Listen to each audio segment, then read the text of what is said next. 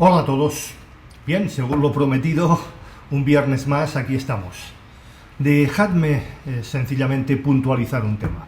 Me gustaría feedback, me gustaría vuestra opinión, como siempre. Vuestra opinión es lo único que me mueve y a más de uno se lo he agradecido y a otros se lo he reprochado. Este es el caso.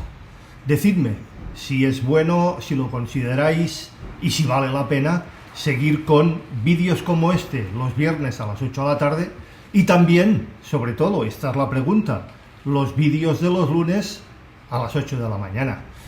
Bueno, espero vuestra respuesta.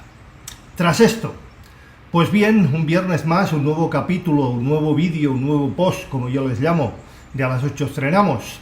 Hoy vamos a hablar de los filtros anti-aliasing en audio. Ya pasamos una pincelada, os prometí que lo haría y aquí está. Los filtros anti-aliasing en audio, por cierto, sigo leyendo, gracias a muchos y a pesar de unos pocos. Son guiones, ahí están, los leo y bueno, sin más. Volvamos. Los filtros anti-aliasing, insisto, en audio, son utilizados para prevenir el aliasing, valga la redundancia, que es un fenómeno no deseado y que puede ocurrir al digitalizar señales analógicas de audio. Estos filtros se colocan normalmente antes del proceso de digitalización, insisto, digitalización, para evitar que frecuencias más altas, que están por encima de la mitad de la frecuencia de muestreo, acordaros, tenéis un post donde explico todo esto, se reflejen en frecuencias todavía más altas y distorsionadas a la señal de audio. Al eliminar estas frecuencias, no deseadas evidentemente, antes del muestreo, se obtiene una señal de audio más fiel, más limpia y de mejor calidad en el dominio digital. Esta vez sí, ya en el dominio digital. Y aquí empezaréis a entender por qué la mayoría de ficheros no pasan de 22.000. ¿Empezáis a pillar el concepto? Cuando digitalizamos una señal analógica de audio, utilizamos un proceso de muestreo, también os lo expliqué, para convertir las señales continuas en una representación digital discreta de ceros y unos, con más ceros y unos dependiendo de la profundidad de bits. ¿Os acordáis? 16, 24, 32, pues aquí lo tenéis. El ya mencionado teorema de muestreo de Nishkins establece que para evitar la pérdida de información y la aparición de aliasing, la frecuencia de muestreo debe ser al menos el doble de la frecuencia máxima presente en la señal analógica.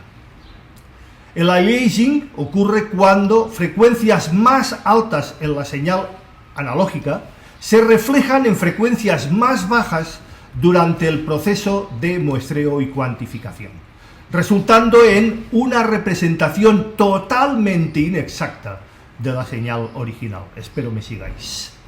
Esto se manifiesta con distorsiones y artefactos no deseados en el sonido. Os puse un ejemplo de un teórico fichero FLAC, solamente una persona me respondió y además, se lo agradezco, no dio en el clavo. Para evitar el aliasing se emplean filtros, evidentemente, anti-aliasing, antes del proceso de muestreo, insisto. Estos filtros atenúan las frecuencias que están por encima de la mitad de la frecuencia de muestreo, frecuencia de Nishkins, es decir, todas aquellas que están por encima de los 44,1 o la frecuencia que utilicemos para hacer la toma de muestras o el sampleo. Espero me sigáis pillando.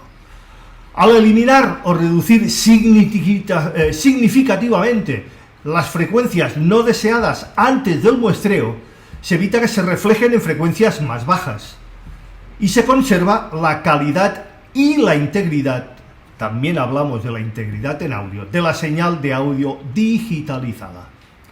Tipos de filtros. Ya vimos también cuando hablamos de los ecualizadores, sus técnicas, su historia, sus aplicaciones, qué pasa con los filtros. Aquí también se utilizan filtros y en otros muchos sitios. Esto no deja de ser un filtro anti-aliasing. Puede ser de varios tipos. pero los más comunes son los filtros pasabajos, analógicos y también digitales. Muchos habréis oído hablar de estos filtros, también os los expliqué.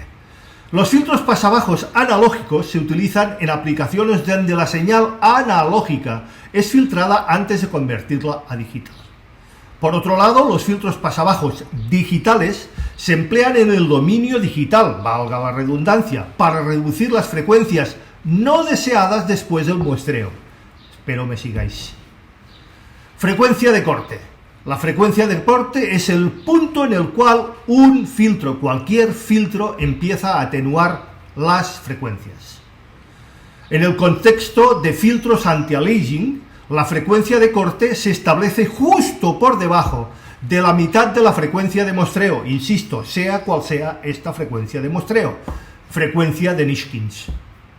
Esto asegura que las frecuencias que están justo por encima de la frecuencia de Nishkin sean atenuadas. ¿Entendéis? Espero explicarme correctamente. Y evita que se reflejen en las señales digitales. Características del filtro. La elección del filtro depende de las necesidades específicas de la aplicación. Los filtros anti-aliasing pueden ser Waterworth, Chebyshev, elípticos, entre muchos otros. Cada uno con unas diferentes características de atenuación, fase, distorsión, Q, etcétera, etcétera, etcétera. Al seleccionar uno de estos filtros es importante calibrar la precisión de la atenuación de las frecuencias no deseadas. Y por supuesto, analizar el impacto en la calidad general de la señal de audio. Diseño y orden del filtro. También hablamos del tema órdenes de los filtros.